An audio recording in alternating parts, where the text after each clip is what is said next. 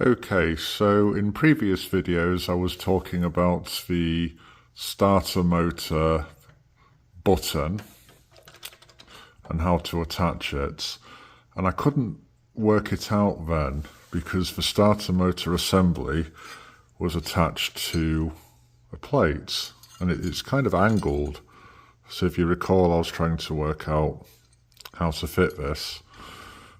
Well, in the end, I found a similar machine.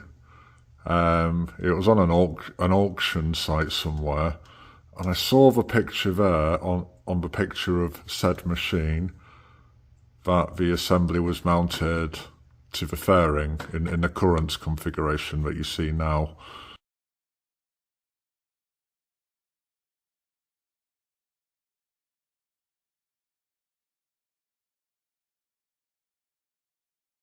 And that kind of fits because the holes for it, one, and there's one down here, you have to believe me, line up. So there's holes in the fairing that line up exactly with the unit.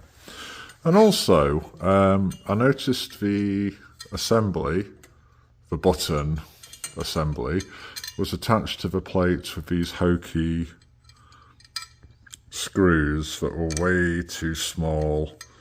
So I believe this was machined or is aftermarket, but then having said that, it looks very, very well manufactured, so maybe it's not.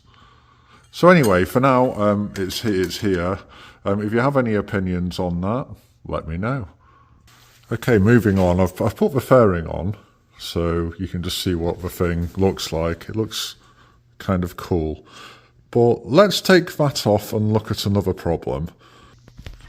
So yeah, I want to talk about this pulley or clutch, whatever, that engages the belt to drive the chain that drives the mechanism at the front. So this gatherer. So you can see I can engage the pulley or clutch and disengage it, right? Now my issue is when it's disengaged, it's still catching this pulley slightly because there's some vibration in the belt, and therefore the gatherer is spinning. First of all, let's just see that in action. So when the engine is running and the pulley is not in the engaged position as it is now, but in the disengaged position, it's catching. So let's just see that. So I'll leave it disengaged and start the engine up.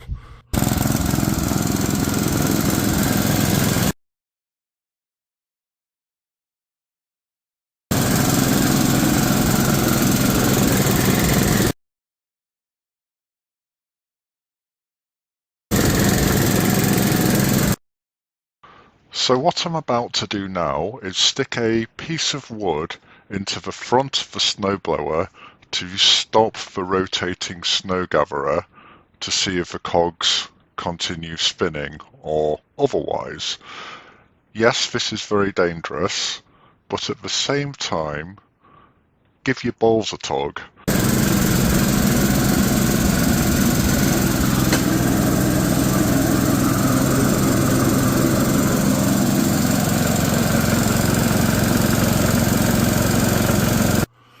Okay, so on that little test, I jammed the wood in.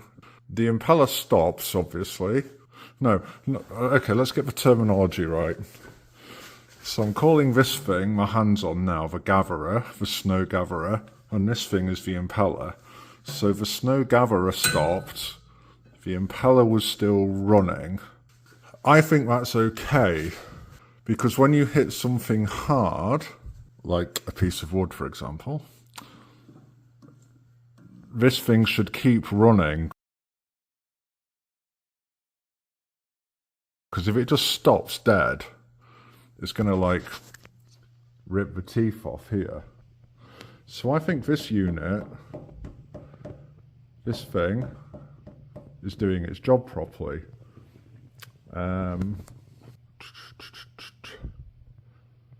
I could probably live with it. Because I know, because what I'm most concerned about here, Well, there's two things. The first thing is, will the resistance of the snow stop the gatherer? Absolutely no, it won't. This will keep going, even though this is in the disengaged position. I know that because I could feel the force on the piece of wood.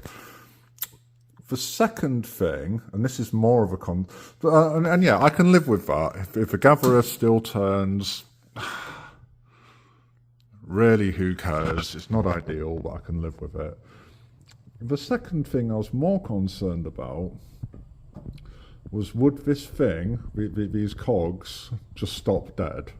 And they don't. They keep going, as we could clearly see from the video. So overall, I'm happy with that little test. Ideally, though, I would like this not to catch at all in a disengaged position, because I'd like some way of stopping the gatherer when I need to. Yeah, any comments, let me know.